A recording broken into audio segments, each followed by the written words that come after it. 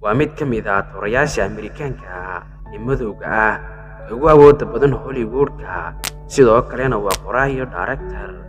Kaasi waa Morgan Freeman. Waxa uu dhashay sanadkii 1937. Waxa uu ku dhashay magaalada Memphis, gobolka Tennessee ee dalka Mareykanka. Goortaas way aloosneyd nacaybka dadka madow, gaadhayna heerkiisii ugu sarreeyay, waana midabta koorka ee Morgan waxaa dhalay aabbo iyo hooyo madow ah. Morgan iyo qoyskiisu markay u adkaysan waayeen faquuqa lagu hayo dadka madow iyo sida xun ee loola dhaqmayo dadka madow, waxay go'aansadeen qoyskiisu inay ka guuraan gobolkoodii una guuraan gobolka Chicago. Freeman waxa uu ahaa nin aad u xiiseeya aflaamta, jecel inuu mar u noqdo actor iyo jilaa caan ah.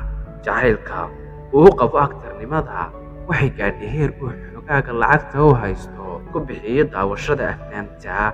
Dhanka kale, Morgan Freeman waxa uu noqday duuliye diyaaradeed.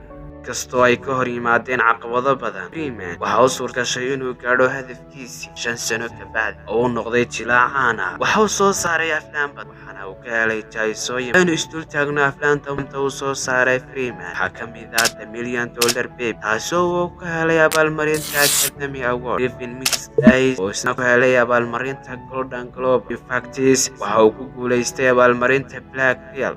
Sidoo kale, filimka The Shawshank oo isna ku helay abaalmarinta Screen Actor. Morgan Freeman ayaa la gaaray cod aad u macaan, inta badan la saaro sheekooyinka iyo taxanayaasha. Haddaynu isdul taagno noloshiisa gaarka ah, Morgan Freeman waa aabbo dhalay 4 carruur ah. Sidoo kale, hantida iyo lacagta uu haystaana waxay gaadhaysaa 250 milyan. Haddaba intiisa mar wax laga weydiiyey waxa uu ku jawaabay sidan: anigu waxaan aaminsanahay Allah weyn, sidoo kalena waxaan aaminsanahay naftayda.